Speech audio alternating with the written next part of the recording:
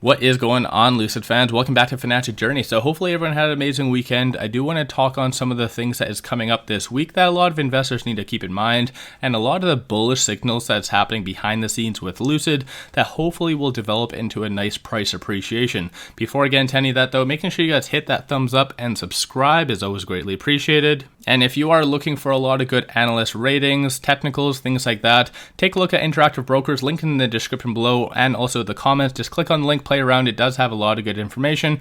But with all that said though, let's get right to it. So I'm just going to start off by going over some short interest. So based on Friday, 2.34 million shares were returned, which in general is a very big deal. The fact that we had a nice spike up and then unfortunately we did taper off with the broader market, but the fact that shorts closed out 2.34 million shares, that can be seen as a very bullish signal. And like I've always said in the past, typically cost to borrow and short interest are inverse. So typically when cost to borrow does go down, it's a little bit more incentivizing for shorts to increase their position. So the fact that both went down is a very bullish signal. And officially we are once again below that 20%, so 19.96% short interest. So that's a pretty big deal if you ask me. Keep in mind, I'm not a financial advisor. Do your own due diligence at the end of the day. And despite everything that's been happening in the market, Lucid is actually still one of the only, as far as pure squeeze plays, if you want to call it that. Short score is 86.37. So the higher the number, the higher the likelihood of a squeeze happening. So given, like I said, all the circumstances, if a good piece of news does come out that surprises everyone, then you never know. Lucid could have a very nice squeeze. So let me know your thoughts on that in the comments below. Outside of that though, there's this. So this is all the dark pool transactions. So typically when I do a lot of videos, more so on Monday through Friday, I like to show you what block volume, so institutional purchasing on the secondary market, these are all the transactions on the dark pool. So these hands down are pretty substantial. So as you can see right here, just after hours, there's a hell of a lot of big money buying. So which again, taking a step back for a Friday after hours, very, very abnormal. But just looking right here, $6.05 million worth of a premium just in one transaction, 1.68 million, 2.5 million, 4.18 million, 4.4, 11.9. There's a lot of big money getting in, and it was all done after hours. So insinuating there's going to be a very exciting week ahead of us. And obviously the only thing that we do know for the most part that will cause a little bit more volatility is going to be the Fed decision rate on the 21st. There is some other economic events, but in general, a lot of people are going to be paying attention to that on the 21st. And then on the 22nd, Powell is speaking again. So that's something you need to factor in.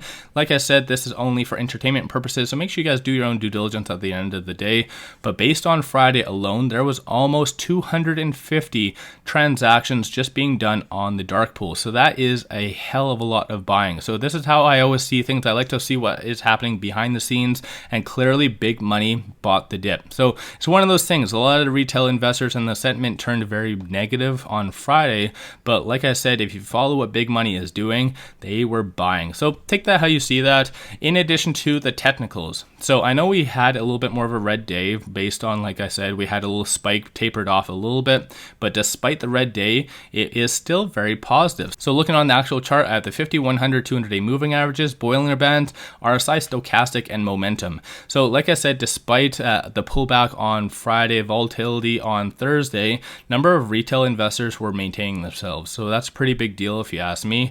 RSI is at 47, so fairly neutral, and on the actual chart, still higher percentile of the Bollinger Band. So that's a pretty big deal. And over and above that though, even technically based on Friday, the initial spike took us outside the Bollinger Band, bounced off that 50-day moving average. Typically whenever we are met with a very strong resistance, we bounce off that, consolidate a little bit, pull back, and again we do attempt that in the next couple days. So most likely I do not think that we're down and out based on the FedEx earnings call and based on what the CEO was saying, how there's basically impending doom and coming for us, a broad worldwide recession. I don't necessarily see that the case, but who knows? Just something to monitor for us as investors going forward. But based on the actual technicals, things are very bullish. Like I said, just because of one red day, we are far from down and out. So I think there's going to be a lot of good things coming forward for Lucid. Hopefully some good PR or something to come out this week, whether it be associated to Saudi Arabia or related to just deliveries, because I think those are the two things that a lot of investors at this stage in the game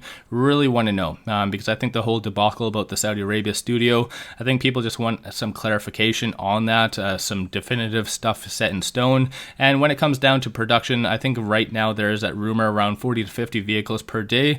I think that is fairly good if that does hold up to be very true. I think we are going to be very well established for 2022, and I think 2023 is going to be Lucid's year to shine. So that's how I interpret Lucid, why I still do a lot of videos on that and all of that fun jazz. But let me know your thoughts on Lucid in the comments below. If you haven't already, hit that thumbs up and subscribe is always greatly appreciated. Let me know your thoughts if you ever feel Lucid is going to be a short squeeze. So I know some people are a little bit more mixed on it. Some people want it, some people don't want it. It's one of those things. I'm not really a fan of a short squeeze because I know technically it'd be very sexy and appealing. It goes up very fast, very aggressively, but 9 times out of 10 it does get pulled back a little bit to kind of where it started. So it sucks for those individuals that do buy into that rally. Obviously it's very sexy like I said, but with all that, don't forget to hit that thumbs up and subscribe.